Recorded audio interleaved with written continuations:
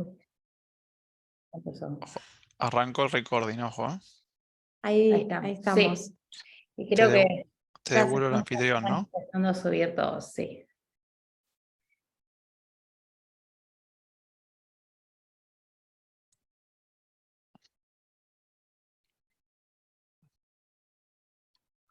¿Me quieren solicitar el anfitrión ustedes? Como quieran, ¿eh? Es lo mismo. Dale. Solicitárselo, así por las dudas lo tenemos nosotros. Vas ahí y ahí. No, arriba. Acá, ¿no? Reclamar. Ahí estamos.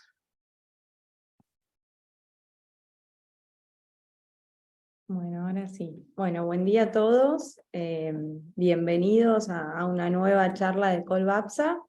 Esperamos que la disfruten. Cualquier duda que tengan la vamos a estar charlando acá. Así que bueno, ahora la dejo a Euge, que va a estar presentando a nuestro invitado. Y en un ratito vamos a dejarles el canal de Telegram, donde pueden acceder a todas nuestras novedades y también a los próximos calls en calendario. Bueno, buen día a todos, gracias Delphi. Acá Eugenia les habla del equipo de Research de BAPSA. Como bien adelantó Delphi, hoy nos está acompañando Juan Bataglia. Y como siempre hacemos en nuestras calls, y si Juan está de acuerdo, hacemos una presentación y dejamos unos minutos al final para hacer consultas. Los invitamos a hacer las consultas durante la charla a través del chat, que junto con Delphi las vamos a estar levantando y se las vamos a estar transmitiendo a Juan para que las pueda responder. Así que, sin más preámbulo, Juan, te damos la palabra, así ya podemos arrancar. Dale, a ver si puedo compartir pantalla. ¿Me habilitas, creo, para compartir pantalla? Varias partes. Ahí estamos.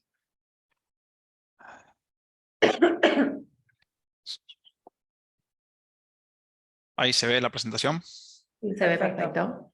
Bueno, muchas gracias antes que nada a todos por participar. Gracias a los chicos de BAPSA. Nos une una relación de muchos años con Alejo y Seba. Más con Alejo, que es hincha de Racing, por supuesto.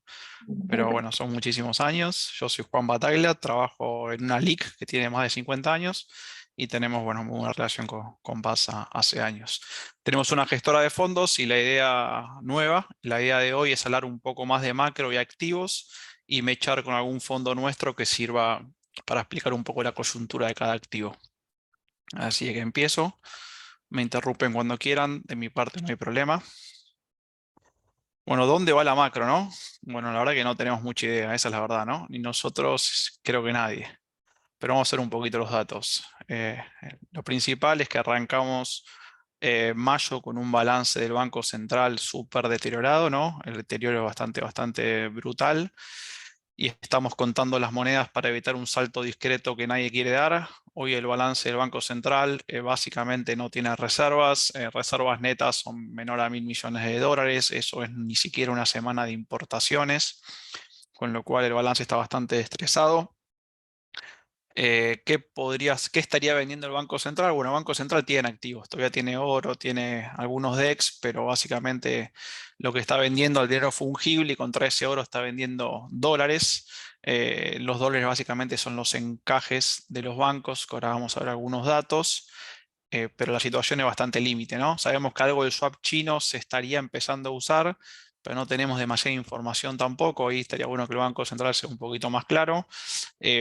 Lo que estamos viendo es que el 2023, acá se ve en el gráfico de abajo, empezamos enero, febrero y marzo con ventas netas durante el 2023. El deterioro con respecto al 2022 y 2021 es marcado y eso creo que tiene dos explicaciones. Una es la sequía y otra también es el dólar soja, que tiene bastante que ver. A ver si ahí se ve el cursor. Sí. Miren, esto es el dólar soja 1 y esto es el dólar soja 2 y esto recién es el dólar soja 3. ¿Qué tiene de bueno el dólar soja? Que te permite acumular reservas muy rápido, o eso permitió el dólar soja 1, y el dólar soja 2 también permite acumular reservas. Estas son compras diarias, una media móvil de 10 días, pero lo malo del dólar soja es que después genera vacíos preocupantes, ¿no? Cuando se termina el dólar soja, así como suben las reservas, rápido, luego caen, ¿no? Y pasó en los 2 dólares soja. Este tercer dólar soja, primera señal de preocupación es que viene un poco más lento, ¿no? O sea, la recuperación es más lento y el Banco Central está más endeble. Y si bien uno podría echarle la culpa a la sequía que viene más lento, esto es entre comillas, porque si bien tenemos la seca, que ahora vamos a ver algunos datos, esto es cosecha gruesa. Estamos entrando en la etapa estacionalmente alta de la cosecha ya en el mes de abril y ya ha entrado mayo, con lo cual los otros 2 dólares soja tuvieron más éxito relativo en etapas estacionalmente bajas, como se hicieron contra stocks de soja o inventarios. Si bien ahora tenemos seca, estamos en plena campaña, con lo cual deberíamos haber visto el dólar soja un poco más alto, y de hecho hoy la tasa de interés y la tasa de evaluación es más alta, con lo cual el incentivo de vender a 300 y colocar rápido en tasa, a tasa mucho más alta, o quedar atado mediante esos plazos fijos, esos depósitos atados al dólar oficial, que van a una tasa de evaluación más alta, ¿no? Eso genera incentivo rápido. Imagínense, yo puedo vender un precio más alto y colocar más rápido. Si ustedes lo podrían hacer, eso lo harían, ¿no? Como inversores. Aún con ese fuerte incentivo y demás, estamos viendo que el gobierno no está pudiendo juntar reservas. Primeros 14 días del dólar soja, fíjense en que estos son 14 días comparados de los 3 dólares soja. Empezamos a contar acá a partir del día 2 del dólar soja, porque los primeros 2 días los bancos no se liquidaban, porque se estaba acomodando un poco los formularios, ¿no?, de los bancos para que los exportadores pudieran liquidar. Pero fíjense que el ritmo de liquidación es bastante menor, y por otro lado tenemos que la CAM 1, que es la cámara, perdón, la rueda normal del MAE, donde se negocia IMPO y EXPO, se sigue demandando fuerte divisas, con lo cual cuando voy a las compras netas me encuentro que a pesar del dólar soja, el Banco Central prácticamente no puede acumular reservas, ¿no? Y esto es bastante preocupante. Alguna luz de esperanza, y puede ser que generalmente la etapa de liquidación de estacionalmente alta de divisas es a partir de la segunda quincena de abril, segunda semana de abril. Dada la seca, la siembra se corrió mucho, hicimos casi todo soja de segunda hasta una soja de tercera, podríamos decir, con lo cual puede ser que en mayo acelere algo, dado que se sembró mucho más tarde y se está cosechando mucho más tarde, ¿no?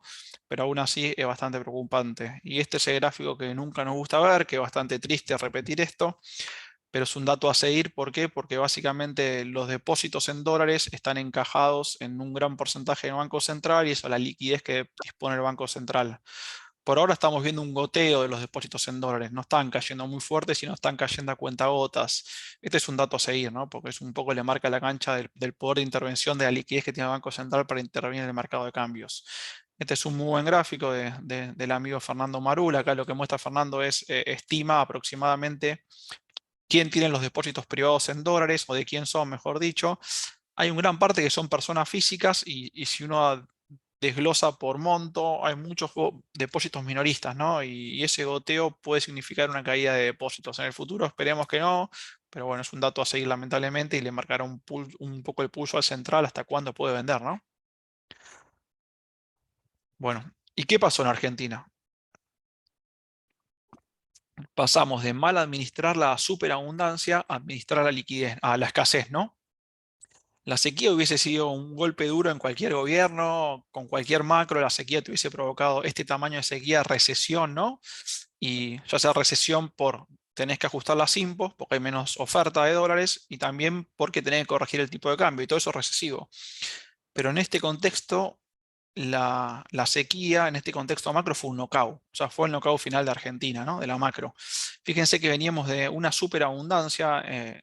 El complejo agroexportador liquidó casi más de 35.000 palos en 2021, y en el 2022 liquidó casi 40.000 millones de dólares, ¿no? O sea, pasamos de administrar la superabundancia increíble y a un año de bastante escasez. Este año el complejo estaremos cerca de los 20.000 millones de dólares, ¿no? O sea, estamos casi en la mitad del año pasado. Es mucho más fácil administrar la abundancia, y lo hicimos muy mal. Imagínense cómo vamos a administrar la escasez, ¿no? Y esto es un gráfico clásico de macro. Esto es la cuenta corriente. ¿Qué es la cuenta corriente? Bueno, hoy el ex economista jefe del Fondo Monetario, a cargo de Argentina, se lo explicó muy bien en la radio, creo que a María O'Donnell, lo recomiendo ver. ¿Qué es la cuenta corriente? Básicamente, si mis ingresos contra mis gastos como país, cuando digo país es todo, sector público y sector privado, ¿no? Con lo cual, Si yo tengo gastos por encima de mis ingresos totales, eso es un déficit de cuenta corriente y lo tengo que cubrir con un superávit de la cuenta financiera. O sea, alguien me lo tiene que prestar, ¿no? Pero a Argentina nadie le presta nada. Como nadie nos presta nada, no podemos tener superávit, déficit de cuenta corriente. Tenemos que balancearlo porque la cuenta financiera no nos presta. ¿Está bien? Con lo cual, como está como está diseñado el sistema cambiario hoy, ¿qué salidas hay? Una, Argentina es muy deficitaria en lo que es servicios, básicamente por turismo, y además pagamos, como cualquier economía emergente, pagamos intereses y dividendos al exterior. Con lo cual, primera opción que tiene el gobierno es sacar eso del MULC. Sí, bueno, si a partir de ahora todo lo que es servicios, 70% turismo aproximadamente, intereses de las empresas, los bonos corporativos, después lo voy a discutir en profundidad, o de las provincias, y viendo las empresas fuera del MULC. Yo no vendo más en la rueda CAMU 1, basta, eso va al dólar libre, contado con liquidación MEP. Eso le pega un poco de aire. El segundo aire es, si mis exportaciones bajan, fíjense la liñita negra, esto es el MUL, ¿no? Cobro de exportaciones, y van a seguir bajando, con respecto al año pasado vamos a ir para abajo. ¿Qué tiene que bajar? Las importaciones. Y ya lo estamos viendo. Y cuando bajan las importaciones, que estamos viendo que si vamos a una baja de importaciones muy grandes en el 2023, y eso no es otra cosa que vamos a ver una recesión bastante grande en la economía argentina durante este año, ¿no? ¿Y por qué administramos más la abundancia? Bueno, allá por el 2013, si yo no recuerdo, una conferencia, un economista excelente, que falleció, pero un muy buen economista, Miguel Bain, dijo que el 2010-2011 había sido un macrocidio, ¿no? Que es un macrocidio, que habíamos congelado el tipo de cambio, que no había subido prácticamente nada, y los salarios en dólares en Argentina, producto que la inflación se movió muy por encima del tipo de cambio, aumentaron un 40% en dólares, con lo cual perdimos competitividad. ¿Qué pasó después? Vino la devaluación de Fábrega-Kicillof. Después de nuevo volvimos a trazar el tipo de cambio, vino Cambiemos y unificó el tipo de cambio. ¿Qué pasó ahora? El nuevo gobierno asume en el diciembre del 2019 con un tipo de cambio bastante competitivo, tipo de cambio real bastante, yo creo que acorde a la economía argentina. Lo mantuvo en determinado nivel un poco competitivo, hasta que después empezó a apreciar, ¿no? Es la etapa de Guzmán, la podríamos decir Guzmancidio, ¿no? Porque tuvimos un déficit creciente, gastos corrientes muy por encima de los ingresos y una brutal apreciación del tipo de cambio nominal, con lo cual nos quedamos sin stock de tipo de cambio, básicamente sin colchón cambiario, y ahora nos agarra con el tipo de cambio apreciado, con cepo y una sequía brutal, con lo cual vamos a tener un año complejo por delante, como todos sabemos. Del lado fiscal, también va a ser complejo, ¿no? Ya el primer trimestre mostró algo, los resultados que estamos teniendo del primer trimestre, la recaudación de abril también marcó lo mismo, y fíjense, esto es el resultado financiero y primario para el primer trimestre del año de cada año. Fíjense que tenemos un gran incremento en el déficit primario y también ya tenemos un incremento en el déficit financiero, producto de los intereses de la deuda ya empiezan a pesar un poco más, ¿no? Aumentan los cupones de los bonos y sobre todo lo que es deuda indexada también empieza a pesar un poquito más en términos del producto. Este es un gráfico de un colega, Gabriel. ¿Y qué muestra acá? Que si ya en el primer trimestre tuvimos 1.2, que es casi un 50% más que el déficit del 2022, es raro que podamos cumplir la meta 1.9, ¿no? El año pasado tuvimos 2.5, lo cumplimos. Este año, en verdad, 2.5, si se ajusta a 2.8, no quiero entrar en detalle, pero este año ya tenemos 1.2 en el primer trimestre, con lo cual la meta parece demasiado improbable de cumplir con el FMI. ¿Y eso por qué es? Porque tenemos caída en retenciones brutales que se van a sentir sobre todo en la recaudación del segundo trimestre, y también la recesión, ¿no? O sea, el sistema impositivo argentino es muy procíclico. Si la economía crece, la recaudación aumenta en términos reales, y si la economía no crece, decae más fuerte, ¿no? Con lo cual la recesión y la seca le van a dar un fuerte golpe a los ingresos fiscales, y me parece a mí que no vamos a cumplir con el FMI, y el gobierno le va a dejar con suerte 2,5 puntos de déficit primario, 3 puntos de déficit primario al gobierno que viene.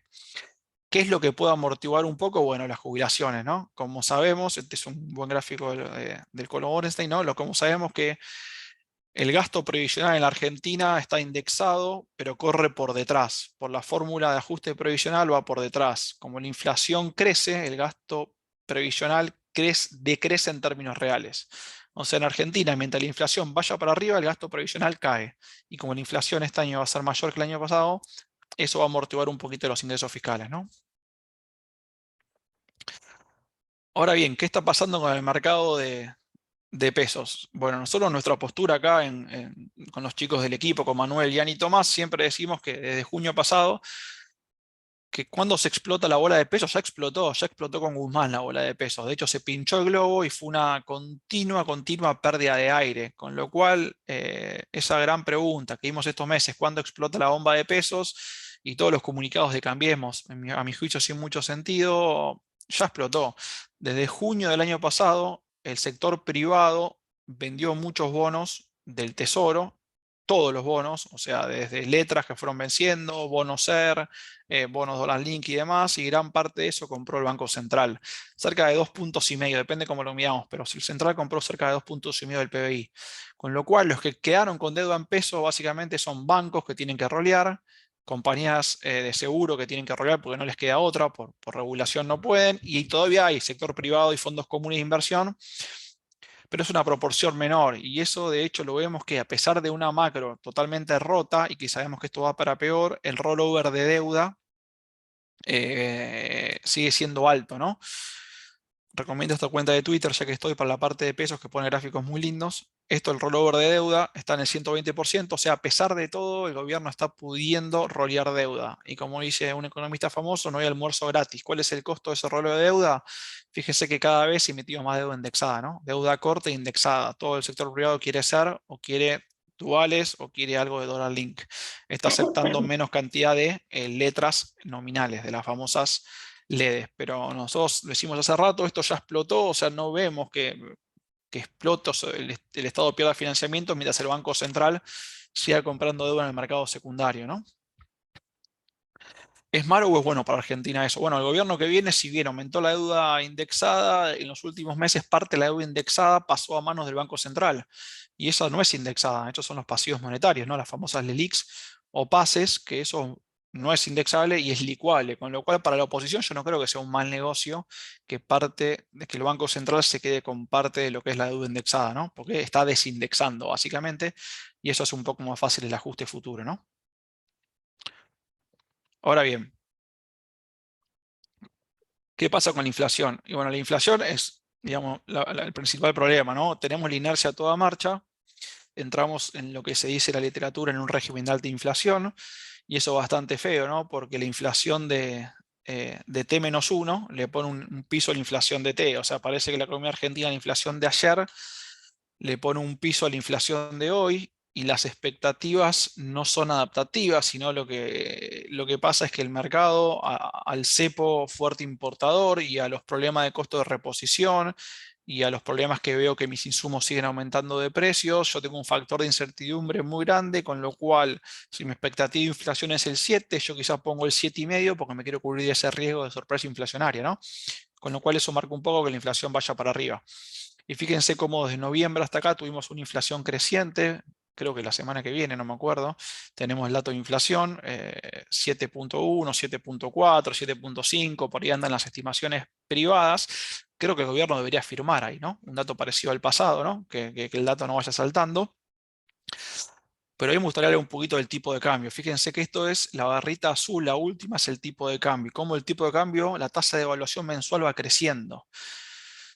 Y si lo mido hoy, estamos más cerca del 8 que del 7, con lo cual el tipo de cambio, el gobierno está intentando ganar o recuperar competitividad cambiaria o tipo de cambio real vía la devaluación mensual, y eso es imposible. O sea, es imposible recuperar tipo de cambio real multilateral con Coronel Peg. Eso no existe, porque la inflación siempre va a correr con el tipo de cambio nominal. Solo podría servirte si Brasil tiene suerte y aprecia que es tu socio, o Chile aprecia que un poco de suerte de hecho tuvimos, ¿no? En los últimos 3 meses el tipo de cambio se depreció en términos reales, pero no por nosotros, sino básicamente por nuestros vecinos, ¿no? Ahí, Juano, te hago una Ujú. pregunta, a ver qué pensás, o dos preguntas te puedo hacer. La primera es si crees que el CCL actual sería un tipo de cambio real razonable para Argentina. Ujú. La segunda es ¿cuál crees que sería el impacto en precios de un salto discreto del tipo de cambio oficial? Si crees que ya un buen porcentaje de los precios de la economía real están valuados a los tipos de cambio paralelos. Bueno, intento responder las tres, no sé si me las acuerdo, pero creo que sí. Si Argentina se transforma en un país un poco más razonable en términos sobre todo fiscales, derecho de propiedad, institucionalidad, e intenta ya sea unificar el tipo de cambio o ir a un desdoblamiento más claro y no esto que es, digamos, muy desprolijo, el tipo de cambio, el CCL de hoy, deflactado en términos reales, está muy cerca de los 4 pesos de Duhalde. Entonces ni se acuerdan, ¿no? Pero a los 4 pesos de Duhalde, ni bien salimos de la convertibilidad, todavía Remes era ministro, tuvo un overshooting en el tipo de cambio, y es ese tipo de cambio. O sea, no es razonable, es extremadamente alto. Es razonable para el nivel de incertidumbre que tenemos hoy, porque el mercado pone ese precio, ¿no? Y el mercado razona. Con lo cual, si Argentina baja los niveles de incertidumbre y vamos al mercado unificado, digamos, creo que podríamos ver un tipo de cambio bastante menor. O sea, el tipo de cambio real CCL dentro de 15 meses, si Argentina se transforma en un país más razonable, creo que será menor, ¿no? Bueno, ahí ya estoy tirando una orientación de inversión, ¿no? O sea, una tasa segura, una caución de acá a 15 meses. ¿Te animás a tirarnos un tipo de cambio target? Yo creo que sí, me parece que Argentina, vuelo para atrás un poquito. ¿Ven acá el gráfico? Cuando uno mira Argentina, este es el tipo de cambio comercial, digamos. Si uno supone que desdoblo, o sea, y dejo solo Impo y Expo en un tipo de cambio comercial y todo lo demás lo saco del comercial y va a un dólar libre, servicios, dividendos, intereses, atesoramiento, uno puede ver que 120, 130 podría ser un índice razonable, ¿no? O sea, estamos hablando que el tipo de cambio nominal estaría faltando un 40%. 40% estamos hablando de 310, si no hago mal la cuenta, ¿no? O sea, un tipo de cambio comercial de 310 para Argentina está súper prudente, me parece a mí, a precios de hoy, ¿no? Siempre a foto al tipo de cambio actual. Si uno unifica, como Argentina, hasta no tener ser un país más con más certidumbre, por ahí ese tipo de cambio es un poco más alto necesario, porque el financiero te tira un poco para arriba del tipo de cambio comercial. No sé si me explico. Pero aún así me parece que el tipo de cambio CCL, que son los 4 pesos de Duhalde de hoy, creo que es el máximo histórico, está muy cerquita, un poco abajo del de Guzmán cuando renunció, y está bueno, abajo el de la pandemia, pero ese pico de la pandemia bueno, es algo que no sé si tiene mucho sentido tomarlo como referencia. Argentina no tiene sentido, digamos. Si ustedes se van de vacaciones a cualquier país, Argentina al contado con liquidación está estúpidamente barato, incluso si vamos a países que tienen PIB per cápita 40% abajo del nuestro, ¿no? O sea, hay países mucho más pobres que nosotros, con PIB per cápita mucho más barato, que son mucho más caros en dólares, al contado con liqui. Y eso te marca que si somos un país más razonable, el contado con liqui debería apreciarse, ¿no? Pero bueno, a ver, tenemos que hacer las cosas bien. Bien. Y no sé si te respondí todo. No, y la otra pregunta que bueno, que estábamos hablando un poco del ritmo del crawling peg, y yo te preguntaba, bueno, la alternativa, digamos, es un salto discreto, y por ende, ¿cuál crees que sería el efecto inflacionario, considerando si es que consideras que los precios de la economía real podrían estar valuados a los tipos de cambio paralelos? Ahí empiezo por la segunda parte. Creo que el gran error del gobierno, del equipo económico de Macri al asumir fue pensar que gran parte de los precios estaban al dólar libre, o salió un economista, de hecho famoso, diciendo del equipo del Banco Central, que estaba casi todo al dólar libre. De hecho, me acuerdo, había un debate con Miguel Bain, que Miguel Bain decía, ojo, que mirá que el aceite no está al dólar libre, la papa tampoco. Eso fue el 2015, por eso digamos hubo bastante pass-through. Después el gobierno con buen manejo, creo que en el 2016-2017 la inflación fue bajando considerablemente. Hoy es escenario distinto, ¿no? Hoy el escenario con cualquier de nosotros, ustedes en Babsa, nosotros acá hablamos todo el día con pymes, importadores, exportadores, empresas de todo tipo, y una gran cantidad de insumos están más cerca del dólar libre que el dólar oficial, incluso en el agro. Que el agro nunca pasó eso. El agro siempre se mueve por el dólar oficial. Si bien hoy el agro, mucha parte se mueve por el dólar oficial, no todo. Con lo cual te da un indicio hoy que el pass-through debería ser menor en el sentido que gran parte de los bienes van al dólar libre. Pero eso no se sabe, eso no lo sabemos. El pass-through lo vamos a ver cuando devaluemos. Pero uno esperaría, por un lado, que sea menor, porque gran parte de los precios van al dólar libre, pero por otro lado, también el pass-through, en este contexto, cuando la inercia inflacionaria es más alta, también uno podría pensar que el pass-through es más alto. Porque la inercia no es lo mismo, una inercia como veníamos del 5 o del 4 a una inercia del 8, ¿se entiende? Perfecto. Pero dicho eso, no queda otra que devaluar. ¿Por qué? Porque el crawling peg, no puedes estabilizar la economía con crawling peg si arrancás con el tipo de cambio apreciado. Eso es imposible. No sirve. Eso no sabe la paridad de tasa, ¿no? Eso lo aprendimos todos en macro 1. Devaluar es doloroso y será doloroso. Por algo la clase política lo evita. Pero en este contexto es inevitable. Este gobierno lo hará, por ahí lo puede evitar, o no, hay que ver si llega o no. Pero el próximo gobierno lo va a tener que hacer. ¿Y por qué? Y acá, mira, uso una frase que usamos en macro 1 en la paridad de tasa. O sea, si la tasa de evaluación mensual es menor que la tasa, o sea, para desinflar la tasa de evaluación mensual, tiene que ser menor que la tasa de inflación. Porque si la tasa de evaluación mensual es mayor que la tasa de inflación, vos no desinflás nunca. O sea, nunca corregís. ¿Está bien? Ahora bien, vos no podés poner la tasa de evaluación por debajo de la tasa de inflación porque atrasás más el tipo de cambio, que ya está atrasado. Y por otro lado, la tasa de evaluación tiene que ser menor que la tasa de interés para juntar reservas. Porque si la tasa de evaluación es el 8 y la tasa de interés es el 6, nadie te liquida nada. Porque tenés mejor quedate con los porotos o quédate con los bienes, no exportes, porque el dólar link que te da la tasa de evaluación mensual parado en un bien es el mejor link de todos y le das a la tasa de interés. ¿Está bien? O sea, vos necesitas que A y B se den. Vos necesitas una tasa de evaluación mensual por debajo de la tasa de inflación y una tasa de evaluación mensual por debajo de la tasa de interés. ¿Y cuál es la única forma de lograr eso? Que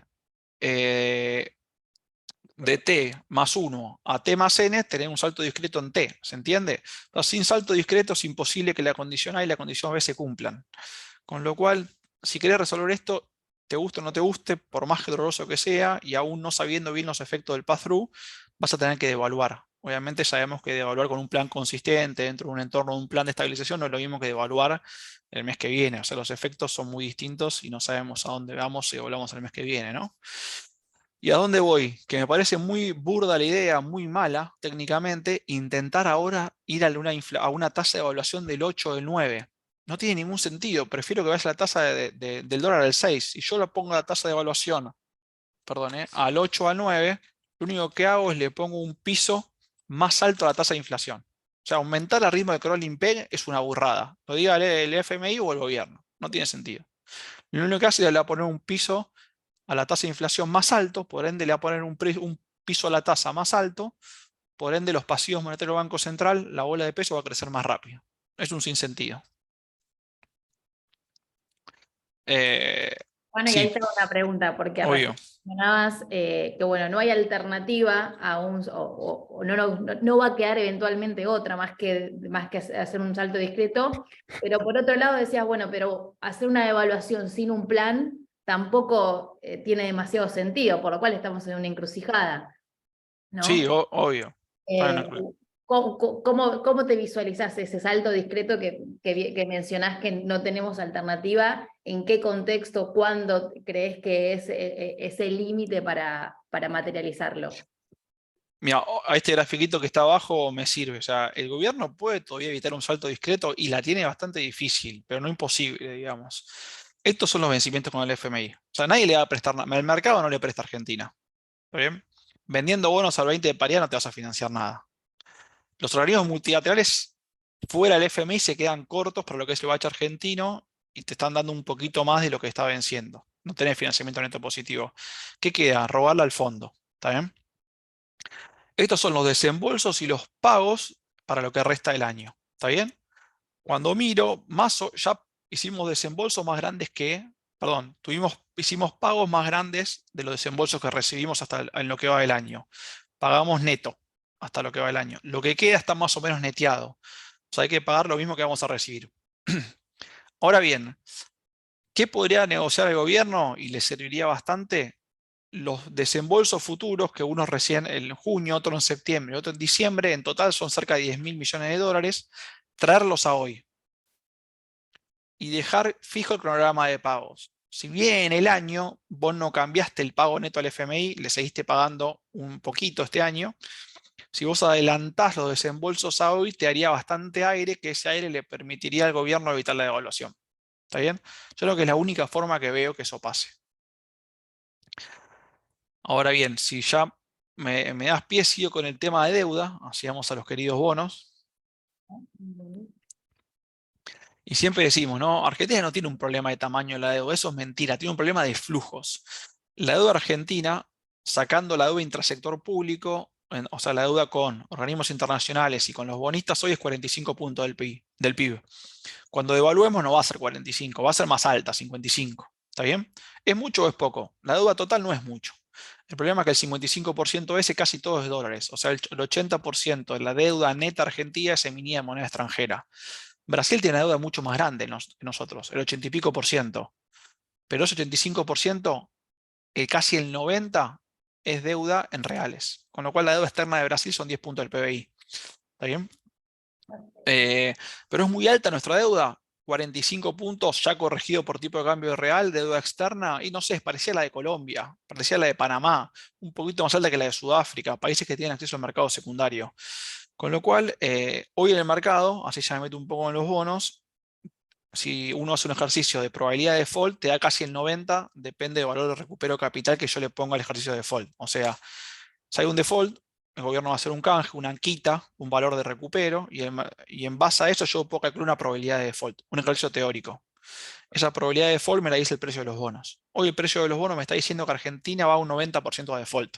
Números redondos, depende de la probabilidad de default que yo la tasa de recupero que yo le ponga. ¿Está bien?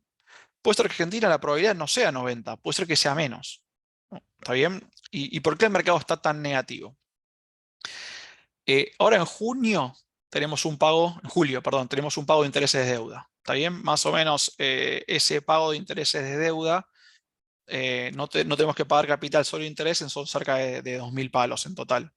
También de eso parte es el sector público. El año que viene, si el nuevo gobierno, cuando haga un acuerdo con el FMI, acuerda con los organismos internacionales, no va a tener que desembolsar nada, ¿no? El fondo va a tener que renegociar con Argentina. Con lo cual, el año que viene, entre intereses de la deuda, en dólares, los intereses de los bonos, y capital, porque ya el 2030, los bonos 2030 empiezan a pagar una cuota de capital, Argentina va a tener que pagar un poquito más de 4.000 millones de dólares. Eso es algo así como 0,8% del PBI. Si el nuevo gobierno hace correcciones de entrada, quizás eso lo puede pagar con cash, con reservas, si corrige el tipo de cambio real y los números fiscales. Con lo cual el nuevo gobierno tiene casi un año desde que asume para arreglar el tema de la deuda. Porque en el 2025 ya no se puede pagar con caja. Hay que rolear. Hay que abrir los mercados voluntarios. Con lo cual, a mí por eso básicamente me gustan bastante los bonos soberanos. Digo a mí, a nosotros. Me gustan bastante los bonos soberanos. Y ahí si me dejan, muestro un poquito algunos datos del mercado, ¿no? Y ahí tenemos alguna idea. No sabemos qué va a pasar, pero tenemos alguna idea de qué nos gusta más y qué nos gusta menos. ¿Qué estuvo pasando? Bueno, durante el 2022 Argentina se movió muy en línea con los bonos de su categoría, ¿no? O sea, bajó mucho los bonos durante el 2022, pero todos los bonos emergentes se desplomaron fuerte. Los últimos 4 meses vimos cierto desacople. Los últimos 5, diría. Primero para bien. El fin del año pasado tuvimos un buen rally de los bonos soberanos, donde todavía no había sequía. Se empezaba a oler que no iba a ser una buena campaña, pero no teníamos esta sequía ni cerca. Esta sequía se terminó de consolidar en febrero, con la ola de calor y la helada, ¿no? O sea, hasta diciembre eran otros datos y hasta enero eran otros datos. Ahí el G30 hizo muy bien, también trajo algo de aire el primer dólar soja 1, las expectativas de corrección fiscal. De hecho, más a los primeros 4 meses cambiaron de muchos números fiscales con respecto a Guzmán, ¿no? O sea, hubo una muy buena corrección fiscal en los primeros 4 meses. Y después el mercado argentino, los bonos soberanos lo hicieron peor que los bonos de su categoría a nivel global, que sus comparables. ¿Y eso por qué? Porque el mercado empezó a digerir la seca para mí. O sea, lo hizo bastante peor. Hoy Argentina está, este gráfico ya lo vemos todo, está completamente descolgada del mapa, ¿no? Argentina, por el rating crediticio que tiene, Argentina, los comparables hoy rinden cerca de entre 14, 15, 16, 17. Argentina está fuera del mapa. De hecho, hoy no tiene lectura la tira argentina. ¿Qué es la tasa de retorno? Bueno, ustedes lo vimos en la facultad, es un flujo de fondos que yo voy a cobrar descontado la tasa de interés. Pero no solamente eso, toque cobrar todos los flujos de fondos. Hoy parece improbable en Argentina, porque alguna reestructuración voluntaria o no va a haber, parece, ¿no? Y 2, cada cupón que cobro, yo lo reinvierto a la misma tasa. Con lo cual la tiro y no sirve para nada, ¿no? Estos precios, pues yo no voy a poder reinvertir al 40%. Si puedo reinvertir es porque Argentina, si cobro es porque Argentina sigue pagando. Si Argentina sigue pagando, la TIR va a bajar, ¿no? Porque vamos a ser un país un poquito más seguro. Pero ¿por qué nos gustan bastante los bonos soberanos? Y nos gustan básicamente porque nos parece que hoy el escenario de pérdidas y ganancias es totalmente asimétrico. Justo inverso antes de las PASO, ¿no? Antes de las PASO de Macri contra Alberto Fernández, me parece a mí que había muy poco por ganar, ¿no? En términos de puntos de paridad de los bonos y mucho por perder. Me parece a mí que hoy estamos en el lado contrario. Me parece que hay mucho más por ganar que por perder. Y por eso nos gustan los bonos soberanos. ¿Está bien? También nos parece que el tamaño de la deuda argentina no es el gran problema, sino el problema básicamente son los flujos, ¿no? Que eso van a requerir un programa económico bastante fuerte.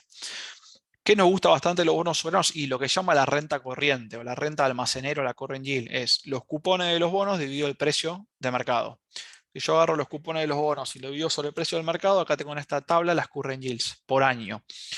Fíjense que este año, los que son los GD38, GD41 ya dan un 13% de tasa, ¿no? Olvidándome del capital, solamente de tasa, ¿no?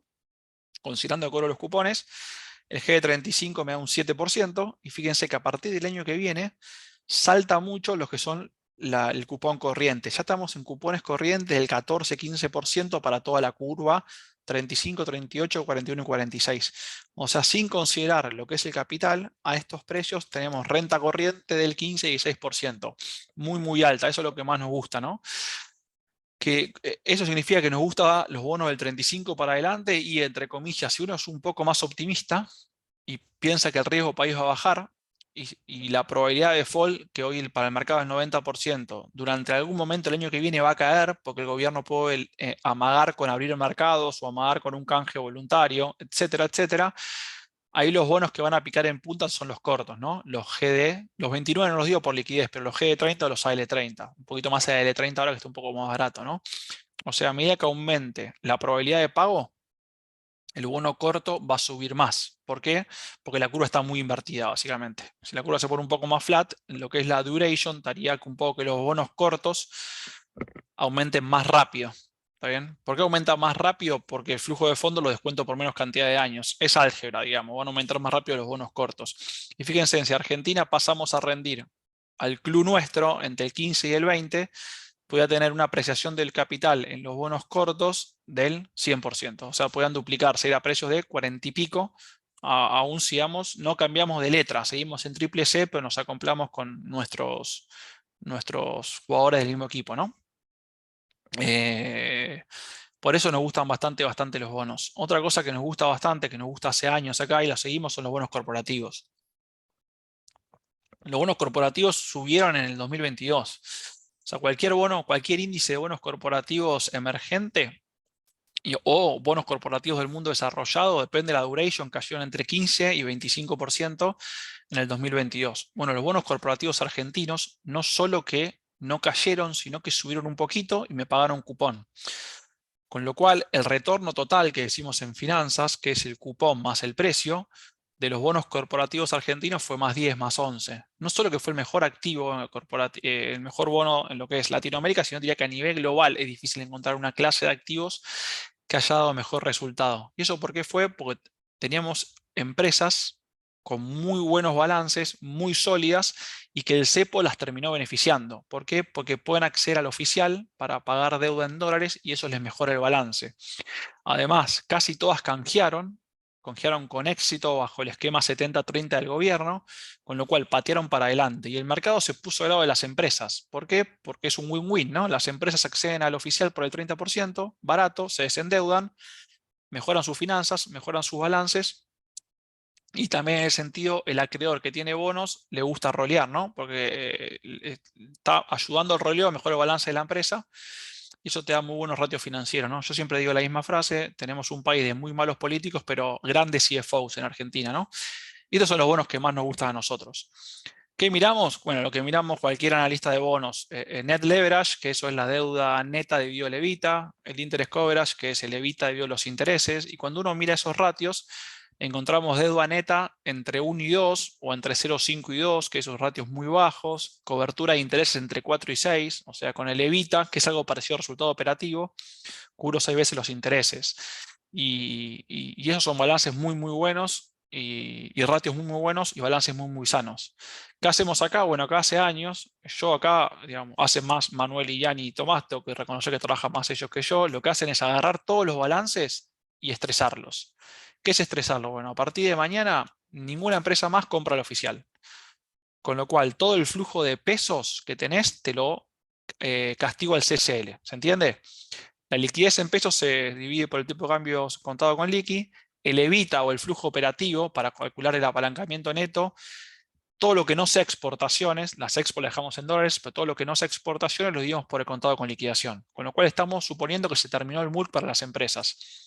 Aún así, por ejemplo, ahora una empresa muy sana, TGS, que no tiene básicamente deuda neta. O sea, la deuda neta es casi igual al evita de un año. Y con el evita paga 15 y 6 veces los intereses del año. Si a TGS la sacan del MULC, el net leverage es 1. O sea, debe un evita. Y el interest coverage es 10. Puede seguir pagando 10 veces los intereses con el flujo operativo de la empresa. TGS, si fuera brasilera, rendería el 6. Si fuera brasilera, TGS 25, rendería el 6. Por ejemplo, CCN, Compañía Cirúrgica Nacional, o Usiminas, que tienen bonos a esa duration, rinden el 6. ¿Está bien? Y no tienen múltiplos tan buenos como TGS. ¿Se entiende? Por eso nos gustan. Estaban caros un poco los corporativos y parecía estar un poquitito caros, dado lo que era la coyuntura argentina, pero estas últimas 3 semanas corrigieron y se volvieron a poner atractivos para nosotros. ¿Está bien? Nos gustan mucho los corporativos y nos han gustado siempre. ¿Hay alguna empresa que destaques de estas que nos mostrabas en el cuadro anterior? Sí, nuestras preferidas son CAPEX 2024, TGS 2025, Raxa 2027, o sea, el nuevo bono 2030. Raxa nuestra preferida, está un poco más cara, la verdad. YPF 2026, que es el garantizado, nos gustan. Aeroar 2020, que es Aeropuertos Argentina 2000, el bono 2031, que paga capital trimestralmente, también nos gusta. ¿Los YPF no garantizados no les gusta? Nos gustan y tenemos, en este fondo tenemos un poquito, el 33 y el 47 nos gustan. Este fondo ustedes, de hecho, BAPSA suscribe, los clientes de BAPSA están suscribiendo a este fondo. Este fondo es nuevito. Nuestra gestora de fondos tiene 1 año y pico. O sea, tenemos una gestora en el exterior que es previa, tenemos fondos afuera, no es el tema, pero más viejos. Y hace 3, 4 años lanzamos la gestora local, 3 años, y este fondo tiene un poquito más de 1 año. Este fondo siempre tiene 50% en corporativos. Y fíjate que tiene CAPEX, Raxa, tiene TGS, tiene aeropuertos, tiene YPF, tiene Las Pampa, tiene la 27 y la 29, o sea, las dos que es más largas, ¿no? De Pampa, tiene el YPF 2047 y acá no lo es.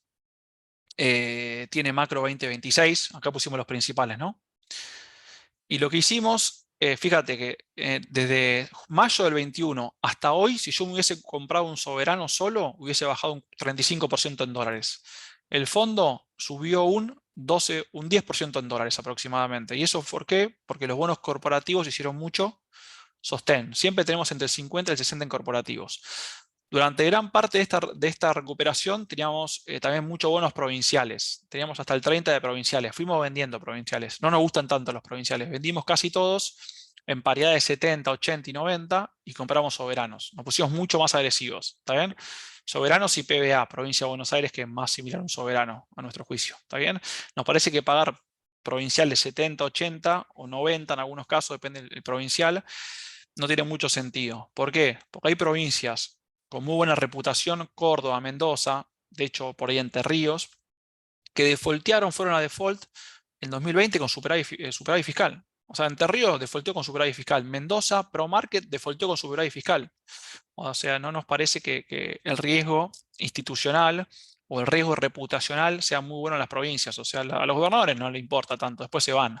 En cambio, el CFO de TGS te va a pelear a muerte la deuda porque se queda. ¿Está bien? Por eso nos gustan los corporativos a nosotros. A este spread de precio, 80 un provincial, 70 contra 20 y pico un soberano, nos gustan más los soberanos. Hemos tenido provinciales, pero tenemos poquito. Ahora tenemos mucho más soberano. Los únicos que no defaultearon fueron Cava, Santa Fe, muy bien Santa Fe, que tiene baja deuda, y los 3 que no podían, Chubut, Neuquén y Tierra, ¿no? Porque eran garantizados. De hecho, Neuquén te defaulteó el no garantizado. No defaulteó el garantizado. ¿Está bien? Ahí ya para no extenderme, YPF 26 nos gusta mucho porque lo comentamos otro día, tiene la mejor garantía del mercado, ¿no?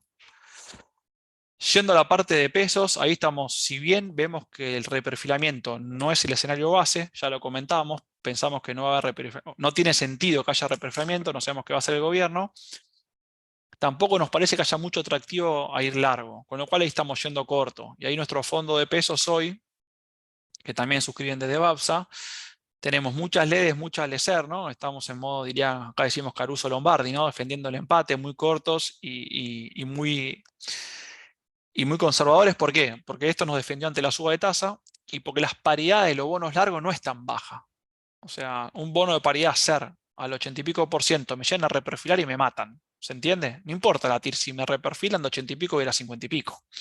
Con lo cual nos gustan más los bonos cortos y sí estamos teniendo como hoy, como un 15%, esto irá a 20 seguramente, 25 en dólar link corporativos, de las que van saliendo. Pero las mejores, Vista, Luar, CGC, Pampa, ¿está bien?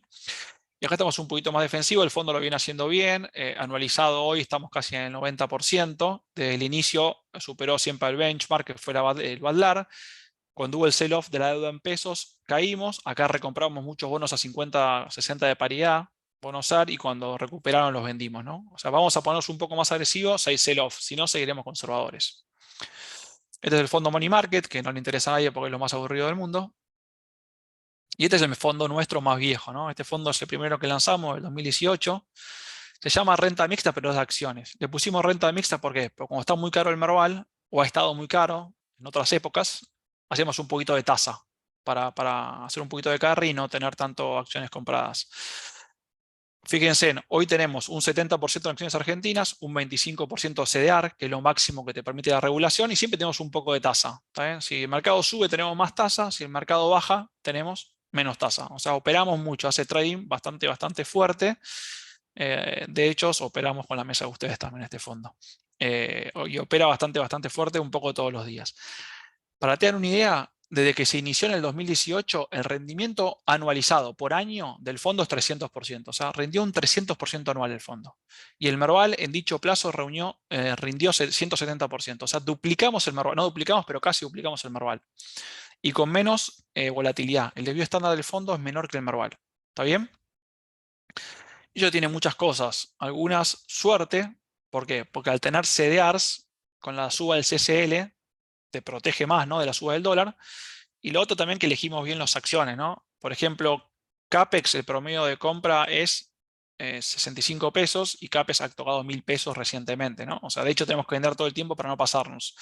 Pero el fondo también ha estado muy defensivo, ha seleccionado bien, ha rotado bien la cartera. Hoy tenemos entre Siderar y Aluar el 21% de las acciones, un poquito le sigue TGS, CAPEX y CEPU. Yo diría que estas 5 papeles nos gustan mucho. Y el fondo lo ha hecho muy bien, o sea, tiene menos volatilidad que el Merval y le ha duplicado casi en retorno consistentemente casi en 5 años ya, ¿no? Si el Merval se dispara, o sea, si tenemos un bull market como ahí lo vemos en Twitter y sale todo bien y todo es color de rosas, quizás quedemos un poquito atrás del Merval, ¿no? Por eso en la suba vendemos y en las compras compramos, ¿no? O sea, en las bajas compramos, perdón. De CDRs, ¿recordás qué papeles tiene el fondo? Sí, acá tenemos papeles que nos gustan mucho, pero no son los que más nos gustan. Por ejemplo, nos encantaría tener más Mercado Libre o más Brasil, pero no podemos. ¿Por qué? Porque no nos balancea tanto, ¿se entiende? O Vista. Vista nos gusta, pero si lo pongo como CDRs, tiene algo de riesgo argentino Vista, porque acá están los pozos, ¿no? Con lo cual no me es muy contracíclico. Con lo cual vamos a papeles que nos gustan, pero muy seguros y descorrelacionados con Argentina. Tenemos Microsoft, tenemos Berkshire, ¿no?, Buffett, tenemos JP Morgan, tenemos Ternium un poquito, Ternium la mexicana, tenemos un poquito de Mercado Libre, hemos tenido mucho Meta y este mes fuimos vendiendo, ¿no? Pero hoy estamos. Sí. Tiene el objetivo central de ser bien contrapeso, digamos, la cartera de CDRs. En la cartera de CDR sí, es contrapeso. O sea, lo que más nos gusta siempre y cuando no esté correlacionado con Argentina, ¿no? O esté lo más descorrelacionado posible con Argentina. Así protege de Argentina y del dólar, ¿no? Perfecto. Y bueno, yo no tengo más nada que decir, así que si quieren abrimos preguntas o lo que ustedes me digan. Acá tenemos varias. Dale, buenísimo. Bueno, paso a leerte. La primera es respecto a la comparación del tipo de cambio contado con liqui con los 4 pesos de Dualde, si es justa teniendo en cuenta la cantidad de inflación reprimida en forma de LELIQs que hay hoy en día? No, buenísima la pregunta. Ahí cuando yo hago esto ya estoy deflactando por inflación, estoy deflactando por inflación pasada, no futura. Obviamente, si vos me decís que va a haber más inflación, porque hay inflación reprimida producto de los pasivos monetarios, igual lo estamos midiendo en términos reales, ¿no? O sea, me decís si es justa, sí, creo que es justa. Me parece igual muy bueno el punto de la pregunta, que los pasivos monetarios le van a hacer un dolor de cabeza al próximo gobierno, porque todos sabemos que para bajar la inflación primero tiene que subir. Porque tenemos pasivos monetarios, inflación reprimida, y no solamente eso, que tenemos tarifas todavía atrasadas y tenemos tipo de cambio real atrasado. Con lo cual la inflación tiene que primero subir para después bajar, pero por ahí puede ser que la inflación suba y el riesgo país empiece a bajar y haya un poco más de certidumbre y el tipo de cambio real con un poco de certidumbre se debería apreciar, ¿no? Perfecto, clarísimo. Después la próxima es si los precios están al nivel del contado con liqui, y si al unificar tal vez el dólar su valor sería menor, seguiremos siendo un país caro en términos relativos. Ahí, eso creo que nadie lo sabe, ¿no? Todos sabemos, porque digamos, lo escuchamos todos los días, que hay una cantidad de precios atados al dólar libre mucho mayor que en la devaluación de Fabra-Kicillof y que en la devaluación de Sturzenegger cuando asumió, ¿no? Cuando asumió Macri. Esto nos hace suponer que por ahí el pass-through algo más se puede llegar a contener, pero nadie tiene la cuenta exacta qué está atado al dólar libre y qué está atado al dólar oficial. Suponer que una devaluación del tipo de cambio oficial no nos va a hacer acelerar la inflación un par de meses es incorrecto, creo. Más allá que haya muchos precios atados al dólar libre, hay muchos precios que se han atado al oficial, y si hay devaluación del tipo de cambio nominal del MULC, digamos, del oficial, va a haber una aceleración inflacionaria. Ya sea sin plan, mucho peor, y con plan igual se va a acelerar la inflación, ¿no? Perfecto. Bueno, quedan poquitas. La próxima es si no te hace ruido la TIR de los bonos corporativos respecto al riesgo país. En realidad no, y hace tiempo que discutimos con colegas, muy buena pregunta, lo mismo, y yo creo que gran parte por dos cosas. Una, por el riesgo reputacional, ¿no? Que el gobernador defaultea y se va. ¿Está bien? Y además, después vuelve seguro a la Cámara de Diputados, senadores. Y los CFO defienden su empresa como nada, ¿no? Si BAPSA emite un ON, la va a defender como nadie, ¿no? Y así lo mismo TGS, Arcor, Alvar, YPF, Pampa, y esos te marcan los muy buenos créditos, porque el riesgo reputacional para las empresas es más grande y la responsabilidad es más grande. Y otra cosa, Argentina hoy tiene empresas muy desapalancadas. O sea, se apalancaron un poquito durante la época de Macri, pero muy poquito, ya venían desapalancadas y del 2019 hasta hoy, producto del cepo, se desapalancaron. El cepo es el mejor invento para que una empresa se pueda desapalancar o pagar deuda muy barata, ¿no? Yo tengo dólares en el exterior y no los uso.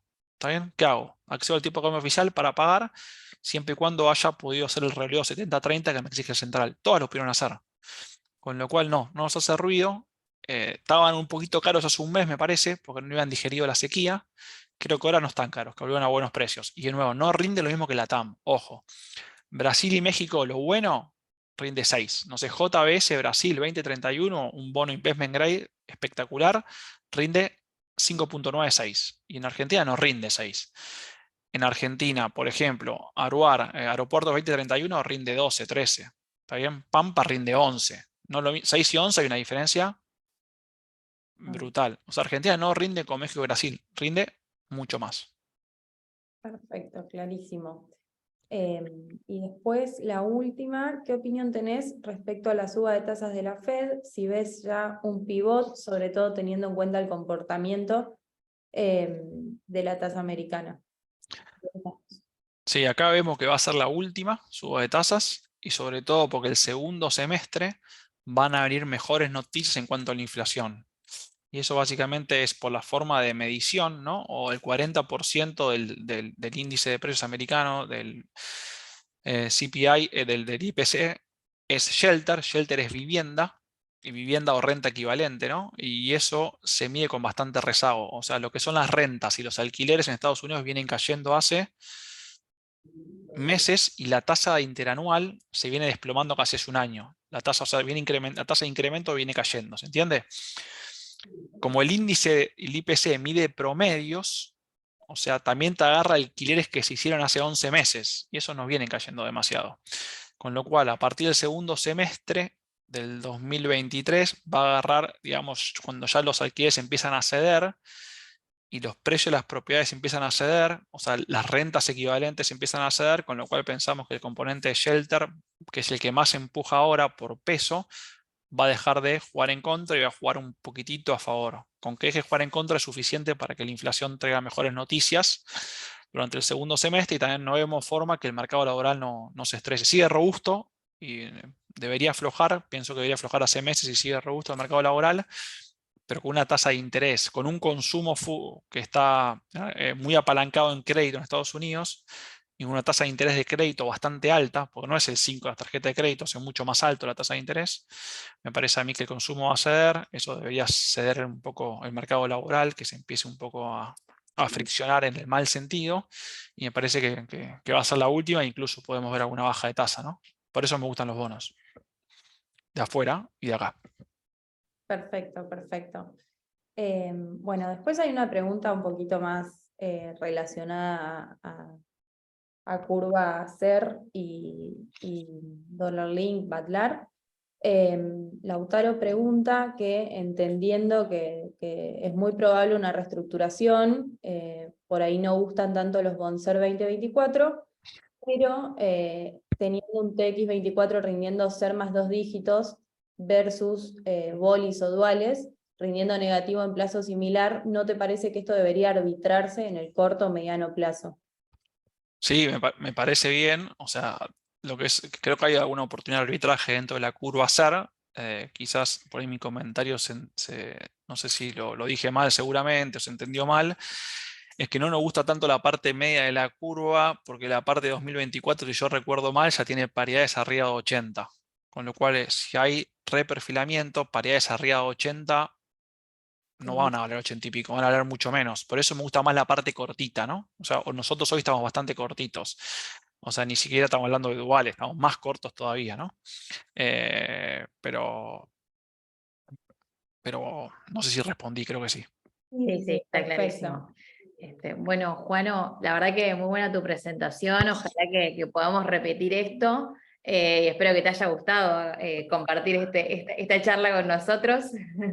Y a todos los que se sumaron les agradecemos, como siempre les decimos, estemos conectados a través de nuestro canal de Telegram, así se pueden ir enterando de todas nuestras call BAPSA y todos nuestros productos y los servicios que les podemos dar. Así que Sí, y recuerdo que todos estos fondos que presentó Juano los pueden suscribir mediante BAPSA. Cualquier duda nos pueden escribir a nuestro mail de comerciales y seguramente la charla quede en uno de nuestros canales de difusión, así que cuando la tengamos la vamos a estar compartiendo de nuevo por si alguien la quiere repetir. Gracias a todos. gracias, Bueno, Juan, gracias a todos. Chau, chau.